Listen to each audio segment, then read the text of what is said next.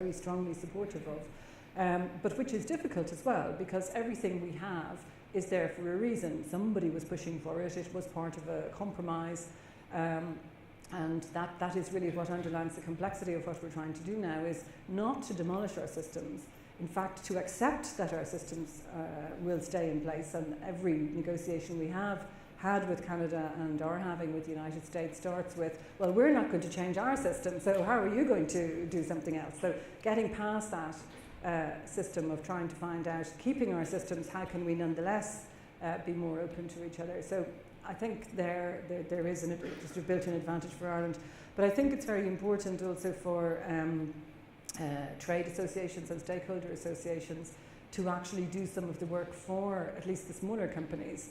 So to be able to interpret, because these agreements can be thousands of pages with loads of annexes and all the rest of it. So, I mean, it's not given to the ordinary mortal to be able to read it over a weekend and then say, oh, I see an opportunity. So it's a question of what kind of support services can come from the public sector, but also from, you know, the different associations that are around to point out, to highlight, and to give people the understanding of what is now different, what are the opportunities, and then to go after them. The only thing I'd add is that, you know, as an organisation with commercial interests, really, you know, we're not thinking politically, we're not thinking structurally. You know, I look to Ireland, the Irish economy, the Irish people, and I go back to, you know, the quality of the people and the expertise that exists here. It's an English-speaking economy with amazing capabilities, and I think if there are good commercial interests here that can be exported there, I don't see any limitation, but I do think part of it is finding those access points. And I think if there are sort of trade organizations, you should do that. We view Ireland as a very, very strong economy as a partner, and I think there's opportunities if you can just flip that back the other way. Another question down there? Yeah. Mike's on the way to you now. Thanks. Liam Connellan from the Michael Sweetman Educational Trust. A question for Catherine. The European Union has been built on the four freedoms of the free movement of goods, services, capital, and people. The negotiations which are taking place at the moment seem to cover the first three. Is there a possibility over time that gradually the link between the European Union and North America will look at the fourth freedom, the free movement of people, on a gradual basis as part of the coming together of these two major developed parts of the world? Thank you very much. I don't think it's part of the agenda to have full free movement in the sense that we have inside the EU. I think that would be several steps too far. But again, facilitating is all part of it. So in a lot of our trade agreements, visa liberalisation, visa facilitation, all of that is part of it. Of course, having the Schengen area for most of the member states already facilitates a lot, because you only need one Schengen visa to come in. You don't need one for each of the 28 countries. And we are also trying to work on helping facilitate the exchange of skilled labour, or intra-corporate transfers, all those kind of things. Of course, as everybody knows, the whole issue of free movement is very much under the spotlight at the moment, even inside the EU. And I think it's a very important and precious part of being a citizen of the EU, that you have those rights, and we need to defend them. And because they are important for the citizen, but they're also important for our economic well-being, that people can move around. That's not to say that we don't need to look again at some of the rules and some of the consequences, but the principle of free movement. But I think you can only have that in a very, very integrated area like ours. It's interesting, if you look at NAFTA, there is not free movement there. It's a sort of less full-fledged than the kind of economic union we have. But definitely making it easier for business people, for workers, staff, students, everybody to move around. That's all part of the agenda, yes. I've got a question back over there. I know that before you ask it, just hang on 1 second. As I know the Minister has to go shortly and he hasn't had a question from anybody in the audience, so might I exercise, I know there's one going to be, maybe there's one going to be asked to him now, maybe I'll let Margaret ask her a question and I can save mine because I have a question. Thank you. Hi, Margaret Ward from Clearink, and I do have a question for the Minister. And it's also to Catherine. Catherine, you mentioned that the public procurement needs to be opened up. The majority of employment in Ireland is with SMEs. And as a small business owner, I know that the tendering process is quite onerous and expensive for SMEs, both in Europe and in Ireland. And I'm just wondering if, as part of the negotiations, that the opportunity for small and medium-sized enterprise is being explored. Yeah, I take it first. It's not an area that I've a huge knowledge over. I know it can be difficult sometimes for SMEs to pre-qualify because the bar is very high in terms of what level of insurance you have to have and so on, and that occurs certainly in road contracts and construction contracts, but often that's there for a good reason. You could lower the bar, but what you'd end up then is having more bids from more expensive contractors, and what would the benefit in that be from a public interest point of view?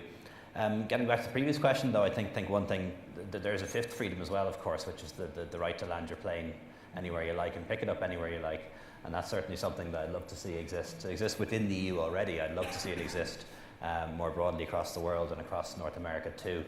One thing our airlines can't do is domestic flights within the United States and Canada. We'd like to be able to do that. But I think it was Nye Bevan, I'm not sure who back as far as the 1940s got into terrible trouble for speaking publicly about dreaming of a day when you could travel anywhere in the world without a passport. And it is a nice ambition to have, that maybe in our lifetime that we'll have a situation whereby you actually could work and travel between North America and the European Union without those kind of borders. On the internal EU public procurement rules, we have recently renegotiated them. One of the objectives being to make it easier for SMEs to participate.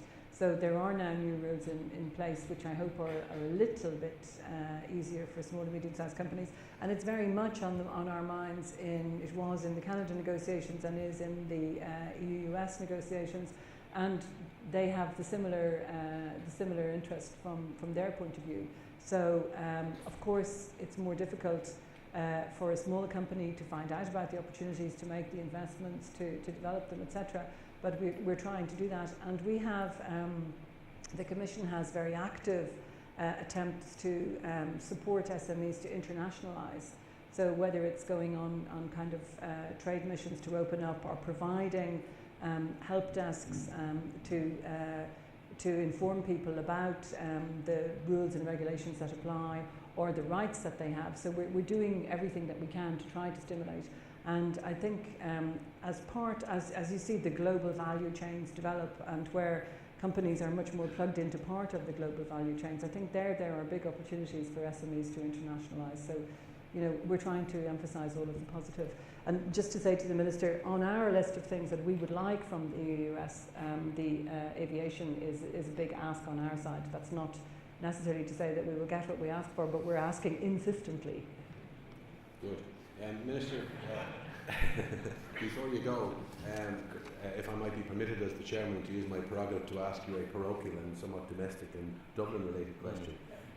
I was hugely disappointed from a business perspective last week. I was away to discover that the opportunity for a plebiscite on the directly elected mayor for Dublin is not going to happen, certainly not in the short term. And I'm sure I speak for many Dubliners and perhaps a lot of people in the audience that was really, really disappointing. What's really the question I put to you is, what do you think is the opportunity to resurrect that situation and maybe have that direct election sometime in the relatively near future? Yeah, well, I'm disappointed about it too, that effectively, a small number of councillors in one of 4 local authorities could hold up the proposal to let the people of Dublin decide on this, and they're the ones who should decide. But that shows what's wrong with local government in Dublin.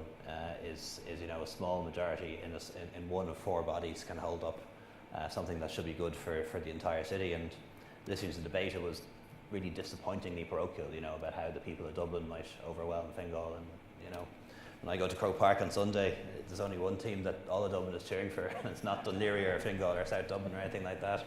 But to answer your question, it was a commitment in the election manifesto. It's in the programme for government.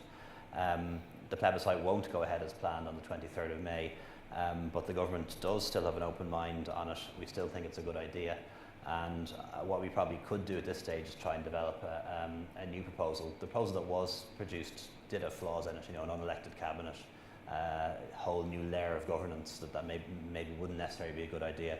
So I think the opportunity does exist to spend maybe a year or two developing a new proposal and still be able to put that proposal to the people before the next general election. But a bit like a lot of things, a bit like the Senate and a few things like that, people are often in favour of the idea in principle, and then when they see the detail, they don't. And I wouldn't necessarily assume that it would pass as a referendum, by the way.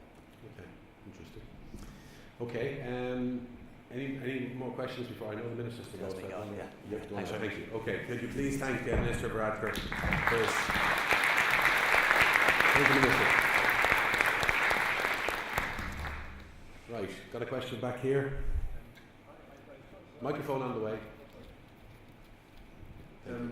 I just wanted to ask if I could a question of Captain Day. I was very interested to hear the list of priorities that you mentioned that you would point out to the next Commission President from McKinnon. And I understood things like the UK, how to boost growth and create jobs, and the Ukraine situation. But I was also interested in that you said that the EU will have to tackle migration more seriously and collectively than it is doing so now. I don't really understand that, but where is the EU going wrong at the moment in relation to that? Where could we improve or do better than we're doing at the moment in that regard? Well, I think we're in denial about the realities of migration. First of all, there are huge pressures from outside, coming from all around the Mediterranean basin, from Africa, but also from further afield. And what we have is, this is an area of largely national policy. We are not working together collectively, but once people come into the Union, if they come in illegally, then they don't necessarily stay in the first point where they arrive, they move around the Union. So this is an issue that we have got to tackle collectively in some way, but Member States find it very difficult to agree that we should work on it at EU level. And I think we need to look much more deeply and also to be more open with our population about the pluses and minuses of migration, because we are an ageing society. The demographics are very clear. We already have major skill shortages in certain areas.